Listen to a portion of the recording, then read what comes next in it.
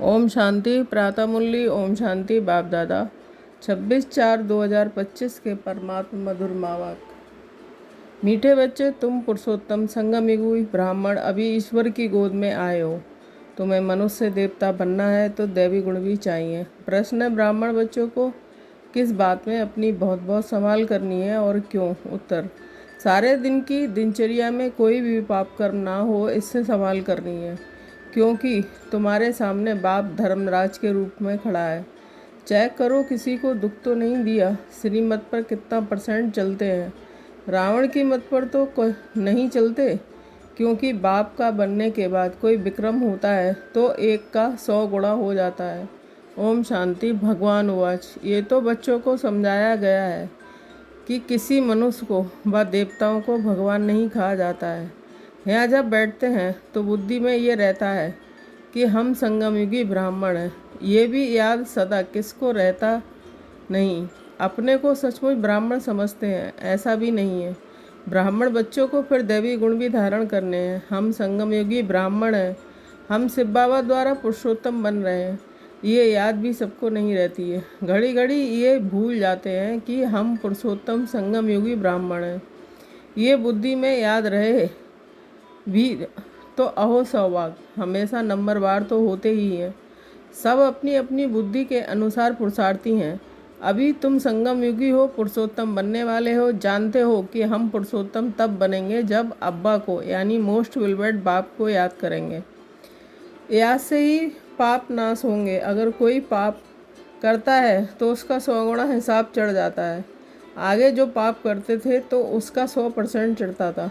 अभी तो 100% चढ़ता है, क्योंकि ईश्वर की गोद में आकर फिर पाप करते हैं ना। तुम बच्चे जानते हो कि बाप हमको पढ़ाते हैं पुरुषोत्तम सो देवता बनाने। ये याद उनको स्थायी रहती है। वह अलौकिक सर्विस भी बहुत करते रहेंगे। सदैव हर्षित मुख बनने के लिए औरों को भी रास्ता बताना है। भल कहाँ भी जाते हो, बुद्धि में ये याद रहे कि हम संगम युग पर हैं। यह है पुरुषोत्तम संगम युग। वह पुरुषोत्तम मास या वर्ष कहते हैं। तुम कहते हो हम पुरुषोत्तम संगम युगी ब्राह्मण हैं। ये अच्छी रीति बुद्धि में धारण करना है। अभी हम पुरुषोत्तम बनने की यात्रा पर हैं, ये याद रहे तो भी मन मनाभव ही हो गया। तुम पुरुषोत्तम बन रहे हो पुरुषार्थ के अनुसार और कर्मों के अनुसार। दैवी गुण भी चाहिए और श्रीमत पर चलना पड़े। अपनी मत पर तो सब मनुष्य चलते हैं, वह है ही रावण मत। ऐसे भी नहीं तुम सब कोई श्रीमत पर चलते हो, बहुत है जो रावण मत पर भी चलते हैं। श्रीमत पर कोई कितना % चलते, कोई कितना, कोई तो 2% भी चलते होंगे। भले यहाँ बैठे तो हैं तो भी शिव बाबा की याद में नहीं रहते। कहाँ ना कहाँ बुद्धि योग भटकता होगा। रोज़ अपने को देखना है। आज कोई पाप का काम तो नहीं किया, किसी को दुख तो नहीं दिया। अपने ऊपर बहुत संभाल करनी होती है, क्योंकि धर्मराज भी खड़ा है ना। अभी का समय है ही हिसाब किताब चुकतू करने के लिए। सजाएं भी खानी पड़े। बच्चे जानते हैं कि हम जन्म जन्मांतर के पापी हैं। कहाँ भी कोई मंदिर में अथवा गुरु के पास व कोई इष्ट देवता के पास जाते हैं तो कहते हैं कि हम तो जन्म जन्मांतर के पापी हैं, मेरी रक्षा करो, रहम करो। सत्युग में कभी ऐसे अक्षर नहीं निकलते हैं। कोई सच बोलते हैं, कोई तो झूठ बोलते हैं। यहाँ भी ऐसे हैं। हमेशा बाबा कहते हैं कि अपने जीवन कहानी बाबा को लिख भेजो। कोई तो बिल्कुल सच लिखते हैं, कोई छिपाते भी हैं, लज्जा आती है। ये तो जानते हैं बुरा कर्म करने से उनका फल भी बुरा मिलेगा। वह तो है अल्पकाल की बात, ये तो बहुत काल की बात है। बुरा कर्म करेंगे तो सजाएं भी खाएंगे, फिर स्वर्ग में भी बहुत पिछाड़ी को आएंगे। अभी सारा मालूम पड़ता है कि कौन कौन पुरुषोत्तम बनते हैं। वह है पुरुषोत्तम देवी राज। उत्तम ते उत्तम पुरुष बनते हो ना।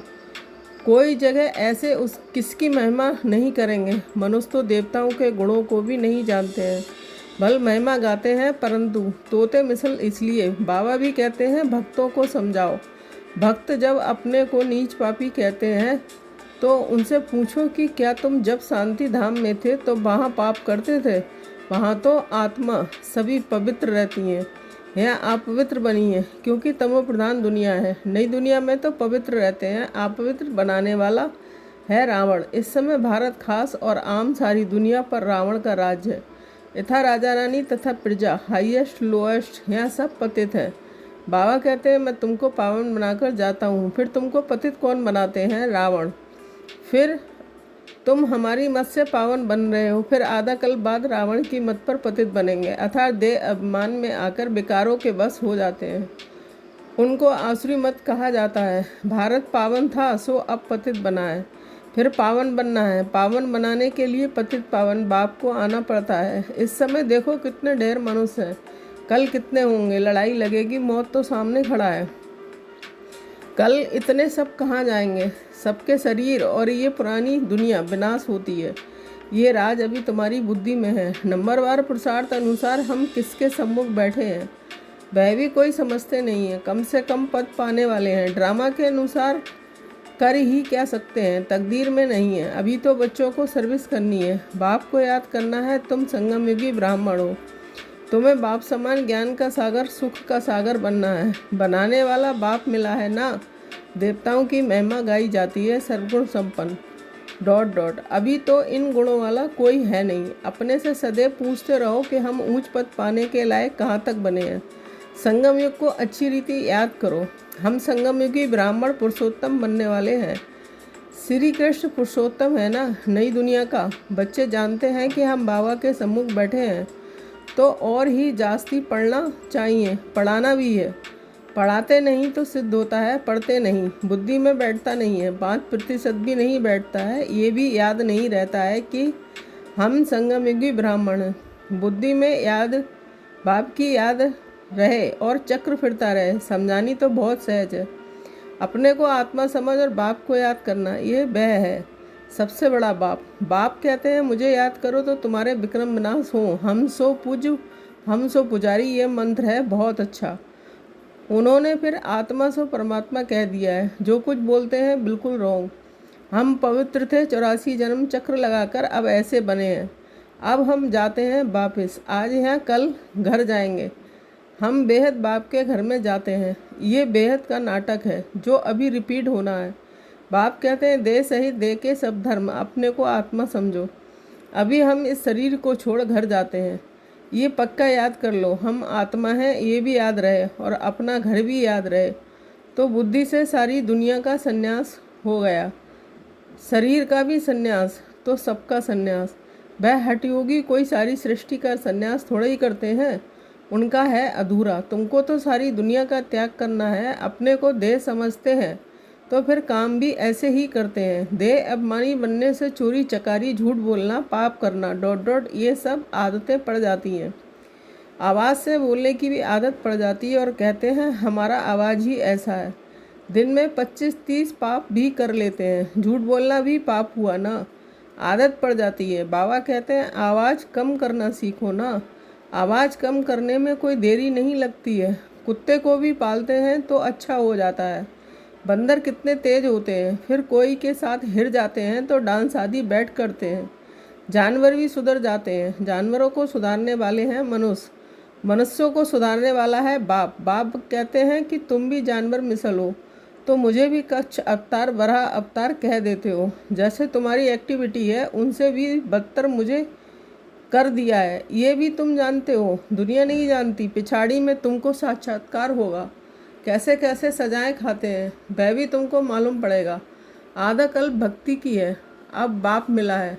बाप कहते हैं मेरी मत पर नहीं चलेंगे तो सजा और ही बढ़ती जाएगी, इसलिए अब पाप नहीं करना छोड़ो, अपना चार्ट रखो। फिर साथ में धारणा भी चाहिए, किसको समझाने की प्रैक्टिस भी चाहिए। प्रदर्शनी के चित्रों पर ख्यालात चलाओ, किसको हम कैसे समझाएं। पहली बात ये उठाओ, गीता का भगवान कौन है? ज्ञान का सागर तो पतित पावन परम पिता परमात्मा है ना।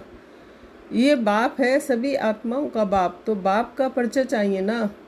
ऋषि मुनि आदि कोई को भी ना बाप का परिचय है, ना रचना के आदि मध्य अंत का। इसलिए पहले तो ये समझकर लिखवाओ कि भगवान एक है, दूसरा कोई हो नहीं सकता।